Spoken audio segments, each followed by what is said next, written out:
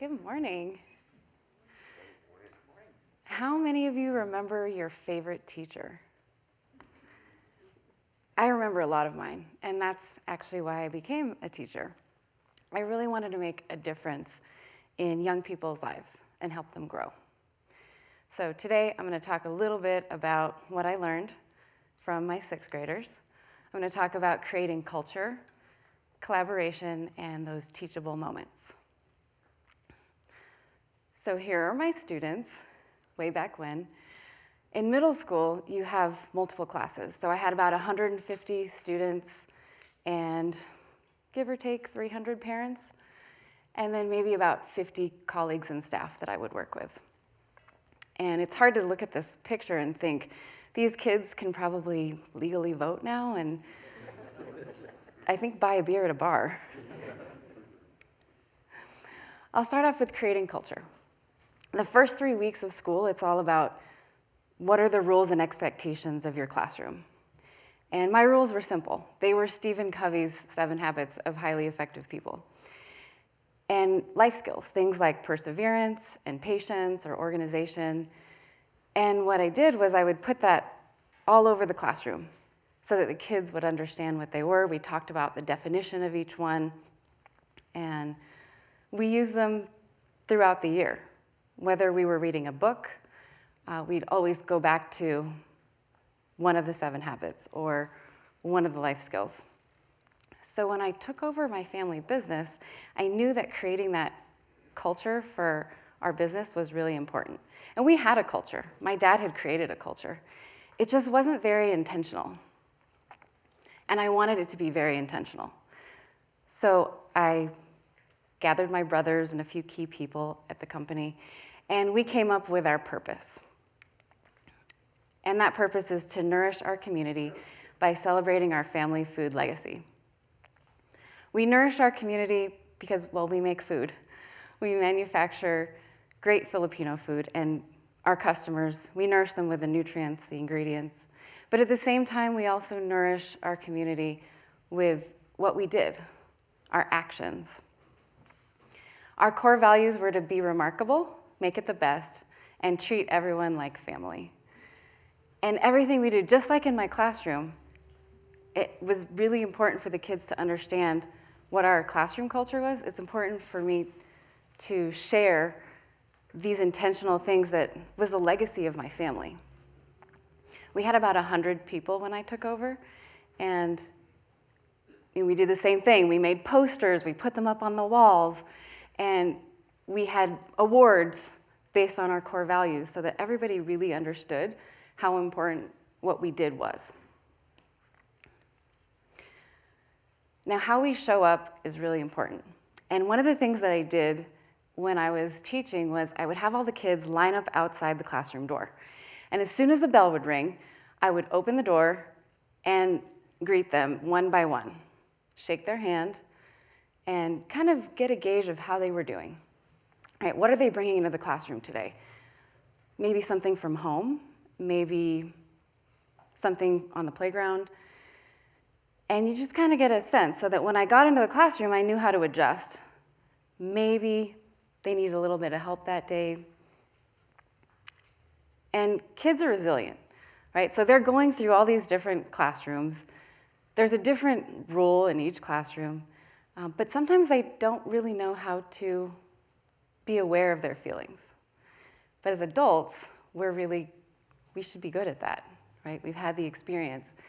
And there were days where we don't show up as our best self. So one thing that I did was I told the kids ahead of time too. I said, if I'm not in a good mood, I'm gonna come out wearing a tiara. So it was one of those days, I don't know what it was, whether it's, you forgot to drink your coffee that morning or you had a tough day with a parent at lunch. It's tough, right? And once that bell rings, the show goes on. You can't just stop and wait and say, I'm going to be 5 minutes late to that meeting, do a quick meditation, and then I'll be good. So I put on my tiara, and I opened that door when the bell rang, and all the kids start whispering, Miss Quesada's in a bad mood. And you know what? They were amazing. They would adjust to me. And they were on their best behavior. Honestly, by the end of greeting all the kids, I was already in a good mood. But I kind of milked it a little bit. And throughout class, they would make sure everything was in order. And it was great. So just remember that how we show up, it really affects the room, whether it's a classroom, a conference room, the production floor, or even a Zoom room. How we show up really matters. And in his book, The Happiness Advantage, Sean Aker talks about how we show up actually affects our kids' best friend's parent. Right? The reach is that far. One of the things that I do to maintain our company culture is we've infused strengths within the organization. So everyone at our company, now we have about 280, they know their top 5 strengths. And I have a team of ambassadors, they're my strengths and engagement ambassadors, who've been trained to infuse strengths throughout the organization. So the life cycle of the employee, from job postings to our interview to performance reviews and growth and development, we talk about strengths. This team, they're also trained to coach others in strengths, and they coach around your strengths of each team. Another thing we do is the Q12 Gallup survey. We do it every year, and we get a score for our entire company, and then each department, it's broken down. And the engagement team goes in, and they have a focus group with each of the departments to see what they could find out, see, hey, here's how we did this year, how can we improve? And I think it really helps because I get the feedback, and we try our best to follow through. And that trust that you create in following through really helps to maintain that culture that you're trying to create. Next, I'll talk a little bit about collaboration. My principal, Diane Karras, she really shaped my leadership style, especially around collaboration. So we had teams. I taught 6th grade, but we had the 6th grade team, we had the 6th grade subject matter team, and we actually planned our curriculum together. It was great. I always felt supported. I never felt alone. Another thing she did was for staff meetings, which I'm sure many of you have heard of staff meetings going on and on and on. She would have them before school, so we'd have to end on time because we all had to go teach. And she would actually have people make decisions by consensus, which I thought was amazing. There's about 50 people on our staff. But the caveat was, whatever we decided upon, you just had to go with it, right? Even if that wasn't what you voted for, at least give it a shot. Because eventually, it's gonna get taken care of if it's not the right decision. So when I joined the company, my dad didn't really like meetings. He was into one-on-ones, but we had about 100 people and I wanted to learn. So I started gathering people together and we had meetings, and I could just see the frustration in people's eyes because, I don't know, we'd go off on some tangent or we'd get out of the meeting and we all decided on this one thing, but half the people wouldn't follow through on it. So I looked for something to help us, and I found this great tool called Traction by Gino Wickman, and it's the Entrepreneurial Operating System, and it was the Level 10 meeting. So similarly to the way my principal ran things, it had a clear agenda, and it's called a Level 10 meeting because at the end of the meeting, you actually rate the meeting. On a scale of 1 to 10, how productive was this meeting for you? And you get immediate feedback. So if somebody says, I rated a 6 today, you ask them right away, how can we make this meeting more productive for you? And you strive to get that 10. Another great thing about the Level 10 meeting is there's a part in there where you talk about your department's scorecard or KPIs. It's kind of like a report card. I had this sign in my classroom, and it said, I don't give grades, you earn them. So of course, we take a test. After class, someone would come up and say, Ms. Quesada, why did you give me a C? And I'd point at the sign and I'd say, remember, I don't give you grades, you earn these grades. So what grade did you want to get? Well, I wanted to get an A. All right, let's look at what you did here and let's figure out where the gaps are. And let's find out how we can get you to that A. The scorecard in the level 10 meeting is a great way of having those conversations because people come, they report their numbers, and if they're on trend, great, we celebrate. And if there's something that's trending the wrong way, we talk about it. We talk about how we can make it better, that progress. One of my favorite things about 6th grade is we teach ancient civilizations. Every 6th grade classroom, we would break into teams. So my team would have 5 city-states, the Spartans, the Trojans, the Argives, and so would the next 6th grade class. And you could give points. Each teacher was allowed to give points for each team, whether they were following the rules, begin with the end in mind, you get a point.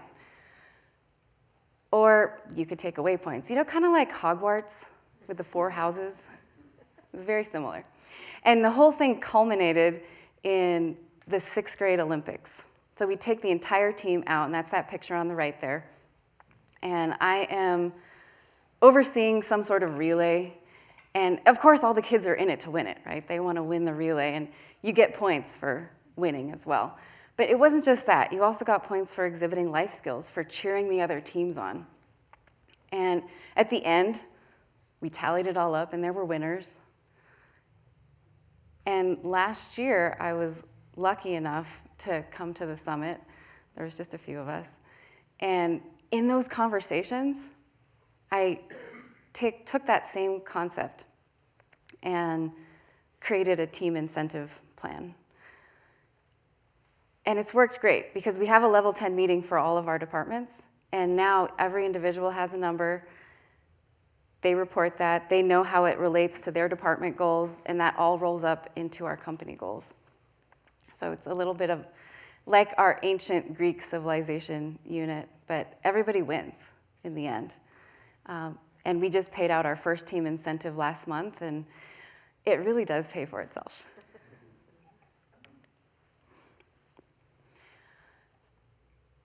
When you're a beginning teacher, in California, they give you the option to have a mentor. And I was like, yes, please, I would like a mentor. So I got a mentor, and it was great because when you're a teacher, you have full autonomy. You're in your classroom, you're kind of by yourself with the kids all day. And it was so nice to be able to talk to someone and say, I'm having a really hard time with this particular kid. I don't know what's going on, and get feedback. Sometimes it was with the parents. How do you deal with the parents? Sometimes it's with classroom behaviors. And my mentor was great. She helped me identify those moments that would happen in class, and as a new teacher, I didn't know what to do. A kid calls out, what do I do? And those are the teachable moments. And she helped me identify those moments, call them out, and help those kids learn.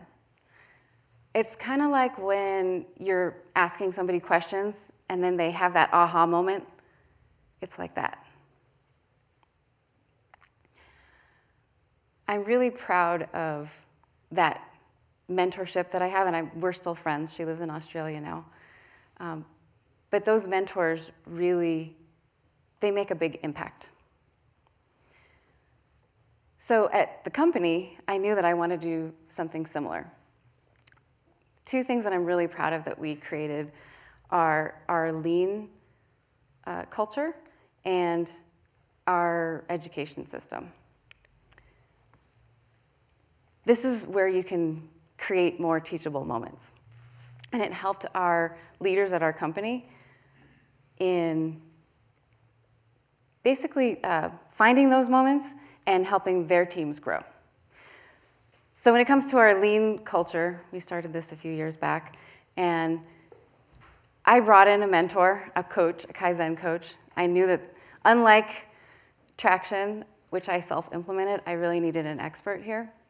And she came in and she helped all of our teams learn the Kaizen principles. And one of the most empowering things about the lean way of thinking is it empowers people who are leaders who might not have that title of leader at your company, but they come out of the woodworks. And it's so great to see them finding ways to reduce waste and find those efficiencies. The other thing I'm really proud of is the Ramar University system. We started this 2 years ago. We started with leadership, and now we're expanding it where every single person at our company has an individual development plan. They talk with their supervisor about what their personal goals are, and we have a system, whether we have classes inside the company or we have outside experts that we bring in, it's all under the umbrella of the Ramar University. And this is going to be really important as our company moves into more automation, because we want to make sure that our people are given the chance to learn the new skills they're going to need.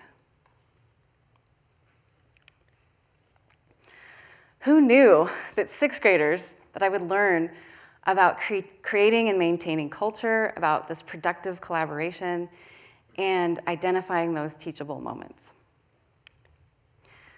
So we're a third generation family business, and we still have a lot to learn. We're doing all kinds of things. We are installing an MRP and a CRM and a paperless solution. Our goal is to be one of Gallup's great places to work. And we just started our belonging initiative for our diversity and equity inclusion. So we have a lot that we're doing.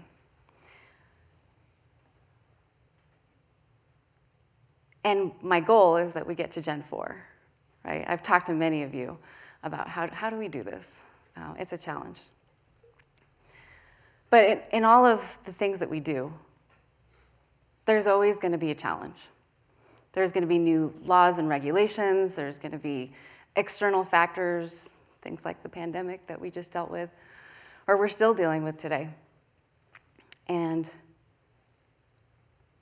what's important to me is making sure that we find those teachable moments. So people ask me, do you miss teaching? And I never hesitate. And I say, yes, of course I miss teaching. It was one of the most difficult and rewarding things that I've ever done. But I'm still teaching. My students might be a little bit older than sixth graders now. But it's so rewarding every day to go in and find those teachable moments because they're there. And leadership is really about finding those moments and helping people grow. Thank you.